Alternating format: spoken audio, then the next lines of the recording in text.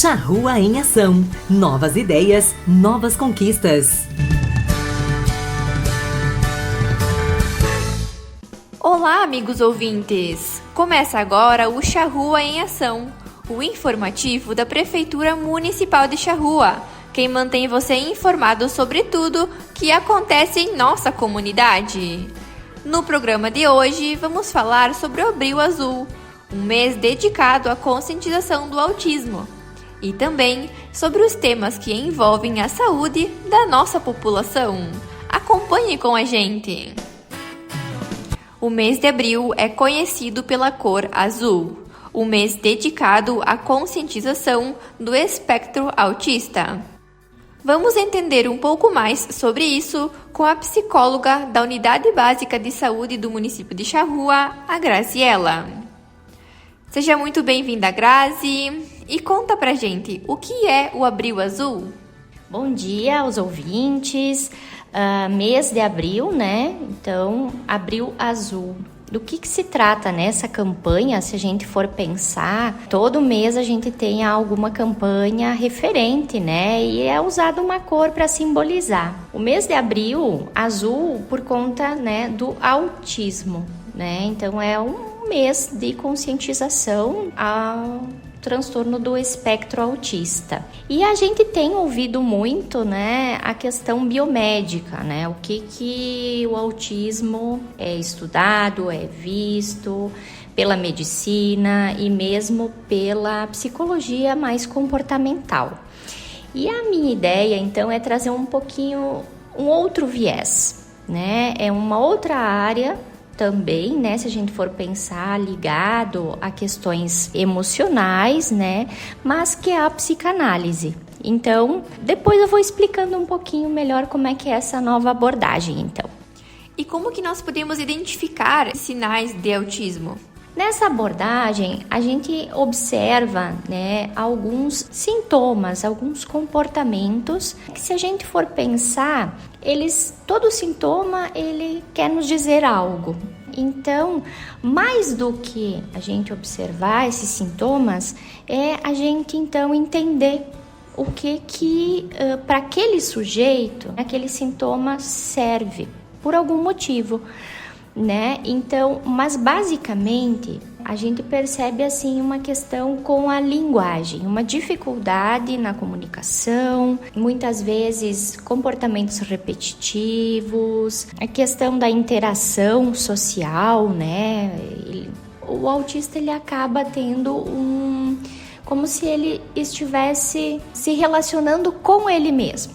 Ah, mas daí quem tem esses comportamentos é autista? Não, né? Não necessariamente, né? Por isso que a importância de uma avaliação, né? Uma avaliação multi, que muitas vezes a gente percebe, né, que em algumas consultas, às vezes de meia hora, já se sai com um diagnóstico fechado.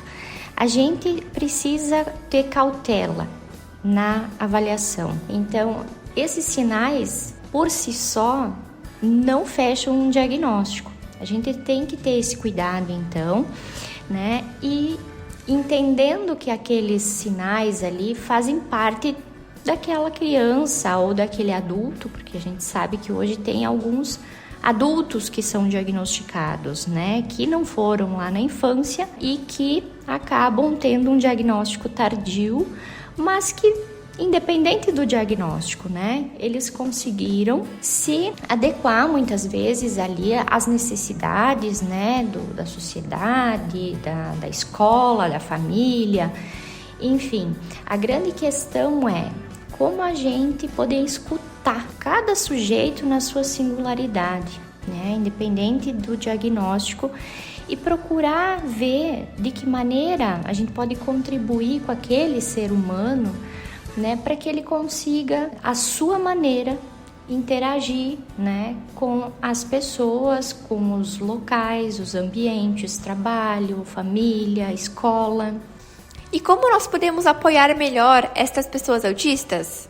Olha, na verdade a gente precisa sempre incentivá-los, né, nas suas capacidades. Muitas vezes a angústia maior está com os pais, a família, que tem receio que o filho sofra, que ele não consiga, né, se inserir, que ele passe por dificuldades.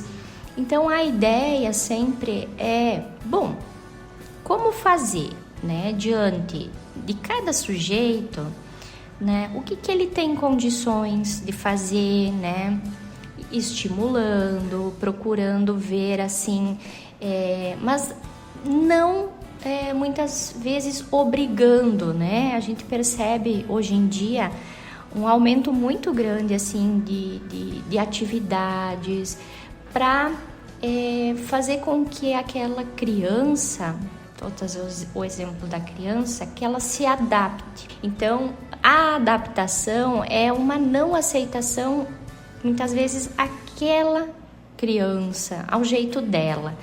Então não precisa fazer nada? Não, não é por aí. A gente vai escutar essa criança na sua forma de se comunicar. Porque, bom, ela pode não falar, mas ela está comunicando alguma coisa. Então, tentar entender, por exemplo, as estereotipias, né, os movimentos repetitivos, tudo isso serve, né, para ela uma tentativa de um autocontrole. Então, se eu tirar isso dela, eu vou expor ela, muitas vezes, né, ao mundo externo, que é sentido pelo autista como caótico, né? Então, a gente precisa ter essa compreensão para não acabar prejudicando mais do que ajudando. Então, o primeiro sempre é ver aquele sujeito na sua individualidade. E aí pensar em algumas estratégias para auxiliar, né? Tanto esse sujeito quanto a família, para que ele possa, à sua maneira, estar inserido na sociedade. Obrigada, Grazi, pelas suas informações. Com certeza vão contribuir muito para o conhecimento da nossa população. E seguindo com o nosso programa de hoje, recebemos também a secretária da Saúde do município de Charrua, Ângela Giovana Zorzan, para falarmos dos temas que envolvem a saúde do nosso município. Bem-vinda, Ângela! Bom dia, Vitória. Bom dia, ouvintes da Rádio Charrua, Rádio Tapejara. Ângela, quais grupos de promoção e prevenção à saúde o município oferece? Hoje contamos, então, com 2 grupos que estão trabalhando a promoção e prevenção da saúde da população, sendo o grupo de gestantes e o grupo das caminhadas. E, secretária, existe algum cronograma ou locais específicos onde essas atividades acontecem? Sim, o grupo de gestantes, então, ele é realizado numa sala da UBS da Cidade Alta. E o grupo das caminhadas, que é o profissional da fisioterapia que vai até as comunidades para trabalhar com as pessoas, na qual, na segunda-feira, é trabalhado na comunidade de linha São Roque, no Salão da Comunidade. Na quarta-feira, então, é com o grupo de Santa Terezinha, no Salão da Comunidade. E na sexta-feira, então, é na comunidade de São Valentim, também no Salão da Comunidade, seguindo depois para o Centro de Convivência, ao lado da Prefeitura, né? Onde é feito o grupo das caminhadas com a população da Cidade Alta e da Cidade Baixa. E todos os grupos, só frisando, são realizados pela parte da tarde. E para quem quiser participar, como funciona? É necessário algum cadastro ou encaminhamento? Não, Vitória, é bem simples. Todas as gestantes que estão fazendo o acompanhamento pré-natal na UBS da cidade, elas já foram convidadas, né? E se tiver alguma gestante que também esteja fazendo o pré-natal fora do município ou com outro profissional e tenha interesse em participar, ela pode vir até a UBS, procurar a recepção e demonstrar interesse ou até mesmo na secretaria que vai passar a ser incluída. E o grupo das caminhadas, então a pessoa tem que procurar a sua agente comunitária de saúde da sua área de abrangência, demonstrar interesse que assim é incluída também para participar do grupo, mas não precisa encaminhamento nenhum. Ângela, sabemos que a Prefeitura disponibiliza auxílios na área da saúde.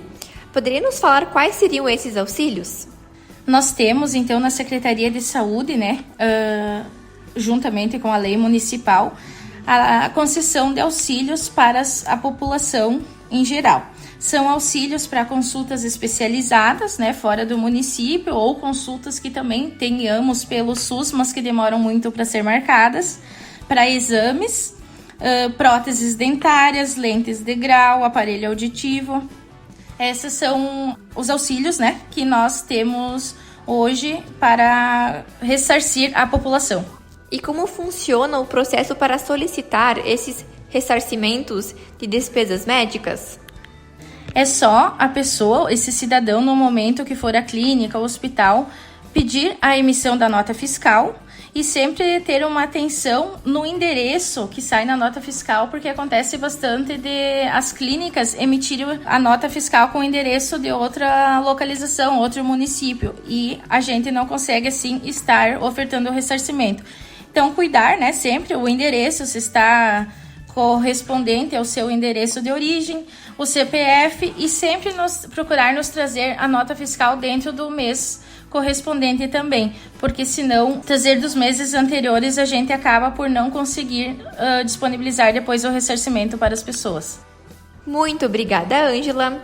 Com certeza essas informações são muito valiosas para a nossa comunidade. Obrigada, Vitória. Agradeço também aos ouvintes, né, que estavam nos escutando, e quero dizer que a Secretaria está sempre de portas abertas para dúvidas, esclarecimentos e para auxiliar também em tudo que as pessoas vierem a necessitar. Tenho certeza de que essas informações são muito valiosas para a nossa comunidade. E assim, encerramos o nosso informativo de hoje. Você acabou de ouvir o Charrua em Ação. Acompanhe essas e outras notícias também em nossas redes sociais. Novas ideias, novas conquistas. Até a semana que vem.